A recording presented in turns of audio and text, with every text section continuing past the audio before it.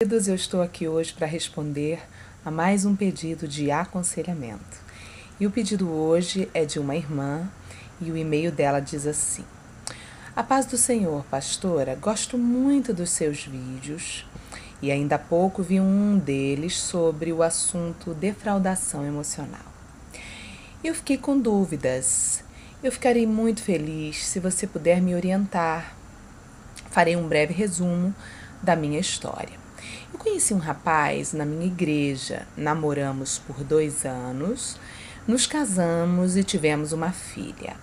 Com 11 anos de casados, nós nos separamos por causa de traição. Ele sempre se aproxima de mim, depois de separados, mas não toma uma decisão de voltarmos e de casarmos novamente. Eu estou cansada de viver essa situação. Já faz 4 anos e algumas pessoas dizem que eu não posso casar de novo. Eu tenho muito medo de tomar decisões e de me arrepender depois. O que eu devo fazer? Eu devo orar para que o meu ex-marido seja liberto e para a restauração da minha família? Ou eu devo seguir em frente abrindo espaço no meu coração para um novo relacionamento? Eu aguardo sua resposta. Olha, pastora, você pode ser bem direta, e ela manda risos, pois eu prefiro sofrer com a verdade do que ser enganada com mentiras. Assinado fulana, não vou dizer o nome, é claro. É engraçado nesse final porque ela diz assim: você pode ser bem direta, pois eu prefiro sofrer com a verdade do que ser enganada com mentiras, porque ela deve acompanhar já os vídeos e deve ver que eu respondo bem francamente, bem diretamente, bem abertamente. Uma coisa que a maioria não faz, a maioria dos cristãos, fica cheio de dedos para responder, cheio de cuidados, e eu tenho um jeito mais aberto, para não dizer escrachado, né, gente? Mas Deus me escolheu assim mesmo, então eu vou prosseguir da obra, bem, queridos? Eu costumo dizer para as pessoas que esse meu jeito é porque eu realmente, queridos, eu gosto de pessoas assim. Eu gosto que as pessoas me digam as coisas sem rodeios, eu gosto da verdade na cara, eu sou assim, eu faço para os outros aquilo que eu gostaria que fizessem para mim. Se eu estivesse numa situação, irmãos, de cegueira emocional, onde eu não estivesse enxergando algo muito ruim na minha vida e eu pedisse uma ajuda, como já aconteceu em situações do meu passado, né, pode acontecer a qualquer momento novamente, graças a Deus, todas as vezes que eu tive em situações assim, Deus colocou pessoas no meu caminho que falavam na minha cara diretamente a verdade. Porque não tem coisa pior do que a gente ficar enganado e alguém ficar passando a mão na nossa cabeça e fingindo que tá tudo bem, e com medinho de ferir, de magoar. Isso é errado, a gente precisa ser honesto, sincero, porque assim realmente a gente pode ajudar as pessoas. É lógico que a maneira de falar, dependendo de cada pessoa, pode ferir, né? No meu caso, assim, eu não me firo com facilidade quando as pessoas falam essas coisas pra mim, é o meu temperamento. Tem gente que é mais assim sensível, parece até de cristal, e se ofende, se fere com muita facilidade. Aí realmente tem casos que a gente tem que tomar mais cuidado. Como esse é um vídeo aconselhamento e eu estou respondendo sem revelar o nome da pessoa, então eu já estou protegendo a alma da pessoa de qualquer ofensa, né, que pudesse vir dessa resposta. Então, essa é a liberdade que eu me dou aqui em responder em vídeo, para que todos possam ser abençoados sem expor a pessoa que perguntou. Então, voltando à pergunta dessa irmã, todo mundo sabe que eu não respondo aconselhamentos para pessoas casadas, que o meu trabalho, ele é um trabalho direcionado hoje na área de aconselhamento para pessoas solteiras, não para pessoas casadas, porque eu ainda não sou casada até 2015, eu não sou casada. A gente está em fevereiro de 2015. E se hoje eu conhecesse o meu amigo especial e eu começasse um relacionamento com ele hoje, eu não me casaria rápido. As pessoas que me conhecem sabem, pra mim tem que ser no mínimo 1 ano de namoro. Eu, Sara, particularmente, a minha experiência pessoal me pede isso. No mínimo 1 ano de namoro, sem beijo, sem contato físico, para que eu possa conhecê-lo. E aí depois a gente pode noivar e casar. Mas não é assim pra mim, uma coisa rápida. Então, até 2015 eu não casei. E estou muito tranquila em relação a isso. A questão é, quando eu me casar, aí sim eu posso começar a responder aconselhamentos para pessoas casadas. Eu acho que é incoerente eu ficar respondendo aconselhamentos com tantos casados, pastores e pastoras casados que tem pelo Brasil, que podem responder isso para pessoas casadas, grandes ministérios maravilhosos que tem por aí, e eu, por outro lado, vejo a quantidade de pessoas solteiras que não têm conselho, né? Nós temos, graças a Deus, hoje, bons ministérios abençoados que estão ministrando para solteiros, mas ainda são poucos comparado com a quantidade de ministérios que atendem os casais. Por isso, hoje a direção de Deus para mim é essa. Vou falar para os solteiros. Como essa irmã mandou um pedido de aconselhamento falando que hoje eles são divorciados, pelo que eu entendi aqui, deixa eu ver se ela fala que eles são divorciados, espera aí. Não, ela fala que eles são separados. Eu não sei se eles chegaram a se divorciar, ok? Ela diz assim, que eles namoraram 2 anos, casaram, tiveram uma filha, e que depois de 11 anos de casados, eles se separaram por causa de traição. A gente não sabe se eles se casaram no papel, na igreja, tudo certinho. Ela não me fornece essas informações. São muito importantes essas informações, porque elas mudam tudo, ok? Aí ela diz que depois de 11 anos de casados, ele parece ter traído ela, pelo que eu entendi aqui. Ela não diz quem foi que traiu quem, mas a gente está entendendo mais à frente, quando ela fala que se ela deve orar pela libertação dele, que quem traiu foi ele, ok? Fica subentendido isso. Então ela diz que ele sempre se aproxima dela depois de separar. Ou seja, sempre tenta revê-la, estar com ela novamente, relacionar-se com ela novamente. Mas, apesar dele sempre procurá-la, ele não toma uma decisão de voltar com ela e casar com ela novamente. Ou seja, é aquele caso de um outro aconselhamento que eu já contei, já compartilhei, já respondi aqui no meu canal do YouTube também, de uma irmã que, depois de ter sido casada, se tornou amante do marido. Meu Deus, socorro, socorro. Ela se tornou amante do marido. Uma coisa, eu não tô rindo de bom, não, tô rindo pra não chorar, de choque. E esse caso aqui é um caso onde a gente percebe que esse homem, esse ex-marido dela, está tentando fazer esse mesmo jogo. Ter ainda algum relacionamento com ela, mas não se posiciona de modo a resgatar o casamento da forma correta, da forma honrada, como ela merece e tal. E aí ela fala que está cansada de viver dessa situação, não chove nem molha, não faz nem desocupa a moita, você já deve ter conhecido esse ditado. E ela diz que já faz 4 anos que ela está nessa situação, ou seja, é tempo a beça já. Eu, particularmente, não sei se eu suportaria 4 meses uma situação dessa, mas ela diz que ela já está suportando há 4 anos. É algo realmente muito desrespeitoso, na minha opinião, um homem fazer isso com uma mulher que ele já foi casado, que é mãe da filha dele. Isso é muito sério. E aí ela diz o seguinte: algumas pessoas dizem que eu não posso casar de novo, tenho muito medo de tomar decisões e de me arrepender. O que eu devo fazer? Devo orar para ele ser liberto e a restauração da minha família acontecer? Ou devo seguir em frente, abrindo espaço para o meu coração, no meu coração, para um novo relacionamento? Eu aguardo, seja bem clara. Ela deixa isso bem enfático. Bom, vamos lá. A primeira resposta que eu tenho para te dar é quando você me pergunta, eu devo orar? O que eu devo fazer? Devo orar para o meu ex-marido ser liberto e para a restauração da minha família? Bom, é óbvio. Isso é a primeira coisa que você deve fazer. E se você já tem uma resposta de Deus nessa parte, aí sim você deve tomar uma atitude. Eu não estou no lugar de Deus na sua vida, e na vida de ninguém, nem na vida de ninguém. Eu não posso declarar para você assim, faça tal coisa ou faça tal coisa. Eu não posso fazer isso. Isso é errado, porque a decisão é a sua decisão, é a sua vida, é a tua vida, não é a minha vida. Eu posso te dizer o que eu faria no seu lugar, tá? Então, no seu lugar, esse é o meu conselho, baseado na palavra de Deus, baseado nos princípios de Deus revelados na palavra de Deus, que é algo tão precioso para nós que cremos e amamos o Senhor. A família é aquilo que é mais precioso que Deus criou. Ele realmente criou tudo por causa da família. O Jardim do Éden, tudo, se você for ler Gênesis, foi criado pela família.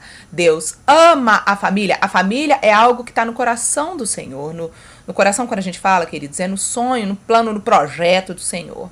Então, é óbvio que, acima de tudo, você deve orar antes de qualquer coisa, você deve orar pedindo a Deus para resgatar a sua família, orando por esse homem, orando pela sua casa, porque é óbvio que Deus se agrada muito mais do resgate de uma família, de um casamento, da restauração de um casamento do que qualquer outra opção. Agora, infelizmente, nem sempre a restauração de uma família depende só de uma pessoa, só da mulher ou só do marido. Nem sempre a restauração de um casamento vai ser fácil e nem sempre é possível porque justamente um dos dois não quer. E aquele ditado que a gente ouve no mundo que é assim, quando um não quer, dois não brigam. E poderia se aplicar para isso, quando um não quer, dois não voltam, né? Então, assim, temos que saber que você pode entrar num tempo de oração, num tempo de busca por isso, mas pode ser que ele nunca queira mudar, nunca queira voltar, nunca queira realmente reatar esse casamento. E aí é onde entra Deus no seu relacionamento pessoal. O relacionamento de Deus com você entra nesse lugar. Por quê?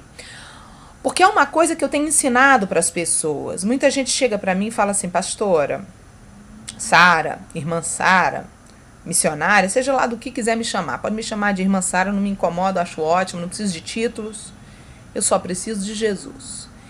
E as pessoas chegam para mim, às vezes, e falam assim, mas Deus permite um divórcio e um novo casamento? Eu falo assim, olha, vamos falar de Bíblia e vamos falar do tempo da graça, que é o Novo Testamento. Bíblia, Antigo e Novo Testamento, você vai ver, principalmente no Antigo Testamento, no Novo também. Não existe nenhum texto bíblico que diga assim, e aí, se você se divorciar, você pode casar de novo.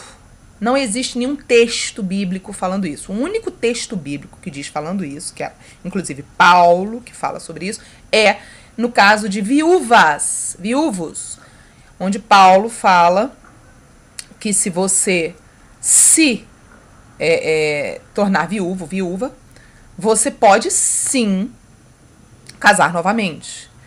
Você não vai encontrar nenhum outro texto onde Paulo fale isso. Você não vai encontrar, por exemplo, um texto que diga assim, se o marido adulterar ou a mulher adulterar, aí o outro está livre para casar de novo. Não existe esse texto na Bíblia. E o que existe é, se alguém adulterar, o outro não é obrigado a permanecer casado com quem adultera, porque, óbvio, Deus sabe que o sexo é algo que transfere espiritualmente de uma pessoa para outra. Deus sabe que se você vive com alguém que está adulterando, essa pessoa pode estar recebendo espíritos malignos, coisas ruins, e que se você se junta e faz sexo com essa pessoa, você vai receber a coisa ruim que está na pessoa. Deus, sabendo desses princípios espirituais que ele mesmo estabeleceu, não obriga ninguém a estar tendo relações e viver conjugalmente com uma pessoa que está vivendo em pecado e recebendo coisa ruim.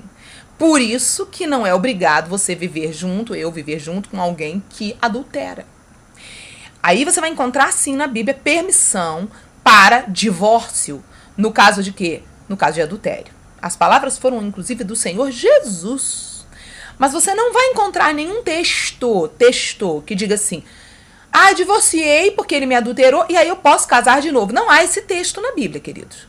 O que há, e aí sim, no Novo Testamento, porque entendemos que é um tempo da graça, onde Deus ele tem tanta misericórdia dos nossos erros. E aí sim, eu creio sim que cada caso é um caso, que há casos onde Deus permite um novo relacionamento por causa do que ocorreu. Porque a pessoa foi enganada, porque a pessoa não sabia, Deus é justo, ele é bom. E aí sim, qual é o texto bíblico? É o texto que conta a história da mulher samaritana. Que se você já leu a história da mulher samaritana, você vai ver que a mulher samaritana tinha sido... se relacionado ou se casado, a gente não sabe ali, Jesus ele menciona, ele fala que ela já teve 5 maridos, né? Mas o termo marido naquela época não era como hoje, não existia o contrato de casamento e tal, mas eram 5 maridos, segundo a palavra de Jesus. Então aquela mulher, a mulher samaritana, ela foi, segundo as palavras ali bíblicas, casada 5 vezes. E estava com um 6º homem. E quando ela foi falar com Jesus, Jesus a confrontou. Mas nem por isso Jesus disse para ela, volte para o seu primeiro. Então ali mostra o quê? Aquela mulher era uma ignorante, Aquela mulher não conhecia a palavra da verdade que ela estava conhecendo naquele momento. Aquela mulher tinha um monte de problema de alma. Aquela mulher não podia ser cobrada por algo que ela não tinha conhecimento. Deus não nos cobra o que nós não temos conhecimento, ok? Então, uma mulher ignorante, vamos dizer assim, deixa eu resumir de uma forma meio quase grosseira, mas eu preciso falar essa palavra, porque senão tem gente que não vai entender. Quando a bichinha era burra, feito uma porta, desculpe o termo, eu sei que choca, mas é verdade. Mulher, quando a mulher não tinha conhecimento nenhum, era burra mesmo, entendeu? Não sabia nada. Sabia nada de Jesus, nada da Bíblia, nada da vida, nada de nada. Aí a bichinha se relaciona com o cara carente, se relaciona com o cara não vale nada, o cara é um canalha, e casa, sem conhecer a verdade, sem conhecer Jesus, sem saber nada. O cara engana ela. Ela é traída. Um monte de coisa errada acontece. Ela não conhece um princípio da palavra. Como é que Deus, sendo tão justo e maravilhoso e bom, justo juiz, vai cobrar dessa abençoada uma coisa que ela não sabe? Deus não cobra o tempo da ignorância. Agora, o tempo do conhecimento é outro departamento, irmãos. Entendeu? Então, o que acontece? Nesse princípio, nós entendemos o amor de Jesus por essa mulher porque Jesus chega para ela e fala, vai lá, chama teu marido e vem cá. E ela fala, não tenho marido. Aí ela confessou que ela vivia de forma errada, amaziada, maritalmente, sem ser casada. E aí Jesus vira para ela e fala, disseste a verdade. Porque já tiveste 5, né, minha filha? Esse aí que você tem não é teu marido também, não. Então ali, quando Jesus se revela para ela, depois você lê o texto, é tremendo, Jesus se revela para ela e mostra para ela que ele era o Messias, que ele é o Messias, né? Jesus se revela para essa mulher como ele não se revelou, irmãos, nem para os discípulos daquela forma, nem para os homens ele se revelou daquela forma, mas ele se revelou para uma mulher pecadora. Gente, definitivamente, fazendo um parênteses nesse assunto, Jesus não era machista, gente. Jesus era extremamente justo e não fazia acepção de pessoas. Incrível, não é verdade? Vocês concordam comigo? Eu acho que todo mundo vai concordar, com certeza. Porque Jesus, ele de fato não era nem um pouco machista. E eu vejo assim que no momento em que Jesus se revelou para essa mulher, né, que ele era o Messias, ele ali deu a ela uma chance, né, de conversão maravilhosa. E a Bíblia relata que essa mulher largou o cântaro de água, que ela estava assim, ali, né, aguardando ali para pegar água no poço, quando Jesus surgiu e falou com ela. E quando essa mulher teve a revelação de que Jesus era o Messias, essa mulher largou tudo e foi à cidade anunciar o evangelho para todos, anunciar que Jesus era o Messias e tal. E é lindo demais esse texto. Se você quiser depois ler com toda a sua tranquilidade, eu não quero aqui parar para ler o texto, porque eu quero realmente me concentrar no aconselhamento, mas esse texto está em João, capítulo 4. Você pode ler depois em casa, calmamente, tranquilamente. Esse texto é lindo, é maravilhoso, vale muito a pena. E o que acontece nesse texto? Você vai ver que Jesus, ele mostra ali para aquela mulher um caminho de conversão. E essa mulher realmente se converte. Mas não tem nenhum momento Jesus dizendo assim, você volta para o teu primeiro marido.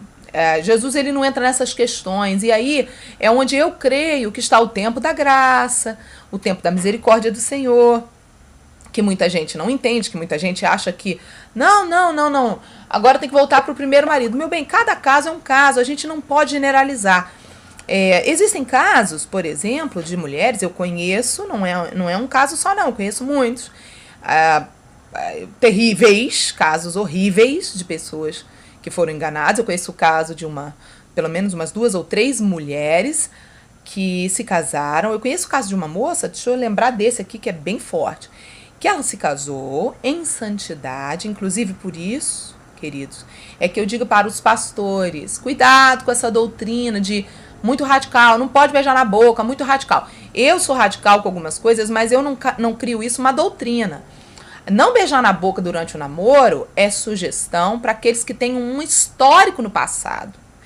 Agora, quem às vezes tá relacionando com alguém que é virgem também, eu já digo assim, ó, é bom dar um beijinho na boca no noivado, é bom começar a ter beijinho na boca sutil, sem língua, é óbvio, beijinho sutil, né? Depois do noivado. Por quê? Porque esse tipo de contato físico para pessoas virgens, ele é fundamental para justamente evitar a história dessa moça.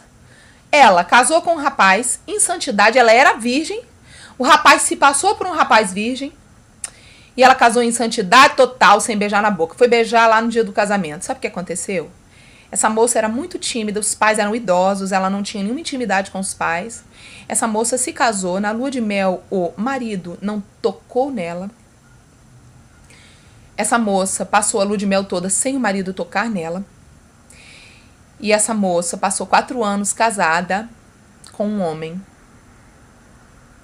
que nunca teve relações sexuais com ela. Ela ficou virgem, continuou virgem, não teve coragem de contar para os pais. Ela era tímida demais. E depois de 4 anos, esse homem pediu o divórcio dela. Ela não conseguiria mais anular o casamento. E essa moça hoje é uma divorciada virgem. Depois ela parece ter descoberto que ele era homossexual. Na verdade, casou com ela em busca de casa, comida, roupa lavada e até mesmo uma pensão alimentícia. Queridos, infelizmente, existem pessoas nesse nível de podridão de caráter em nosso meio, capazes de enganar alguém com esse nível de podridão de engano, de maldade, de crueldade. Isso existe e, infelizmente, por causa disso, nós temos que tomar providências e tomar cuidado. O cuidado não é demais. Todo cuidado é pouco mesmo na área de relacionamento. Eu aconselho você que está se relacionando a evitar o beijo na boca por um tempo, mas dependendo do seu caso, se você é uma pessoa virgem, eu acho que é importante ter um pouco de contato físico, sim, até para você ver se existe mesmo desejo sexual, porque um dos sinais é a atração sexual. É importante existir atração sexual.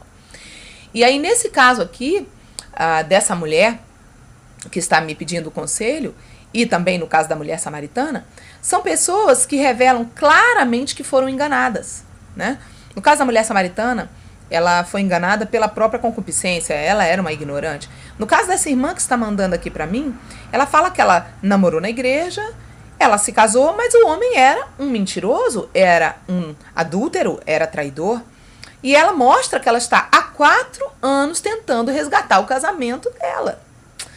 Então a primeira pergunta dela foi se ela deve lutar pelo casamento, se ela deve orar por ele. Sim, a resposta é sim, deve, claro. E deve buscar a Deus. Porque só Deus pode te dar uma resposta. Continue lutando. Fulana, continue orando, eu vou resgatar esse homem. Ou só Deus pode te dizer, pare, chega de sofrer. Agora eu vou te dar uma outra oportunidade de vida. Eu não posso entrar no lugar de Deus na sua vida. Esse é o seu relacionamento íntimo e pessoal com o Senhor. Eu não estou no lugar de Deus na sua vida. Se fosse eu, Sara Shiva, no seu lugar, eu nunca iria agir sem ouvir diretamente do meu Senhor uma palavra de ordem, de direção. Não, sim, faça, não faça, entendeu? Eu nunca iria falar, meu pastor falou, eu vou fazer. Eu não. Eu iria ouvir meu pastor, claro, mas eu iria buscar uma direção direta do Senhor. Eu conheço mulheres que o marido já tinha traído, já tinha abandonado, já tinha feito tudo de ruim. Todo mundo pastor e todo mundo dizia, larga esse homem que não vale nada. E ela ouviu Deus dizer, eu vou resgatar. E Deus, quando fala, meu bem, Deus cumpre. Sabe o que aconteceu? Levou anos. Mas um dia, Deus resgatou esse homem e o casamento dela foi restaurado. Então, cada caso é um caso. Eu não posso te dizer, largue ele. Eu posso te dizer, sim, ore por ele. Entendeu? E aí você diz no final, ou eu devo seguir em frente, abrindo espaço no meu coração para um novo relacionamento. Vai depender da resposta de Deus para você. Só Deus sabe, querida, se realmente Ele te avisou antes de você casar com esse homem, se você foi desobediente à vontade de Deus. Se Deus usou alguém para te dizer, não casa com esse cara. E se você casou por rebeldia e agora está colhendo os frutos da sua rebelião, aí você tem que aguentar isso, suportar até que Deus te livre disso. Ou, se você foi enganada, só Deus sabe se você foi enganada. Se você jurava que estava fazendo tudo certo, se você foi fiel e leal, só Deus é o justo juiz para julgar a sua causa e te dar a palavra de sim ou de não, de livramento ou de fique nisso, suporte isso, seja leal a mim que eu te darei livramento. Só Deus pode te responder. Eu não estou no lugar de Deus na sua vida. Então a minha resposta para você hoje é: ore. Busque ouvir a direção de Deus, se torne mais íntima do Senhor, se torne mais íntima do Espírito Santo. O Espírito Santo vai te dar a direção. Não sou eu que posso te dar essa direção. Nenhum pastor na terra pode te dar essa direção. Só Jesus pode te dar essa direção. Eu não agiria dessa forma. Eu não pegaria e diria: fulano me disse, eu vou fazer. Não. Ok? Então essa é a minha resposta direta para você. Estou aqui lendo as últimas considerações suas, né? Que você fala que eu poderia ser bem direta. Você prefere sofrer com a verdade do que ser enganado com a mentira. Querida, essa é a verdade. Eu não estou no lugar de Deus para sua vida, na sua vida, para você. A verdade é, vai falar com Jesus. Sabe por quê, meu bem? Se eu viro para você e te digo assim, é melhor você deixar ele mesmo. Eu vou responder diante de Deus por esse conselho que eu te dei. Porque se esse conselho não foi da vontade de Deus, se Deus tinha um plano para o seu casamento, eu vou responder diante de Deus por isso. E eu não quero ser responsável por isso. Eu sei, eu tenho temor, porque o temor do Senhor é o princípio da sabedoria. Eu tenho que ter esse temor. Está lá em Provérbios, capítulo 1. Você precisa vigiar nesse aspecto. É muito sério, vigia. Entendeu? O Senhor é que vai olhar nos teus olhos, no grande dia. Ele vai olhar nos teus olhos e ele vai te dizer, se você o obedeceu, se você seguiu o que ele mandou, ou se você fez o que a sua carne queria, o que os outros mandaram você fazer. Eu, irmãos, querida, irmãos, todos que estão me ouvindo, eu sei que eu estou correndo atrás do prejuízo, eu estou correndo atrás de olhar nos olhos do Senhor no grande dia e dizer para ele, eis-me aqui, Senhor. Eu fiz a tua vontade, eu te obedeci. E você está fazendo isso? É realmente isso que Deus tem mandado você fazer? Essa é a minha resposta para o seu pedido de aconselhamento. Eu não posso responder para você que sim ou que não. Eu só posso dizer, busque ouvir de Deus. Porque Ele é um único que pode te dar essa direção. Sem erro, sem perigo. É nos olhos dele que você vai olhar. Não é nos meus olhos. É nos olhos do Senhor que você vai olhar. E Ele, com certeza, vai te honrar pela obediência. Se for para você aguardar, Ele vai te honrar. Se for para você sair disso, e se Ele te disser para você sair disso, Ele também vai te honrar por ter obedecido Ele. Só Ele pode te dar essa palavra. Amém, querida? Eu creio que Ele vai te dar uma direção. Busque, Ele vai te dar. Ele nunca deixa um justo sem resposta. Nunca deixa um justo desamparado. Ele nunca nos deixa sem direção. Ele é maravilhoso. Busque a Ele. Cada um que estiver me ouvindo, se serviu para você, busque a Ele. Ele é maravilhoso, Ele te ama e Ele vai fazer acontecer aquilo que Ele quer. Ouça, creia, obedeça, que Ele é fiel e Ele vai te dar a vitória. Em nome de Jesus. Fiquem na paz e até o próximo aconselhamento.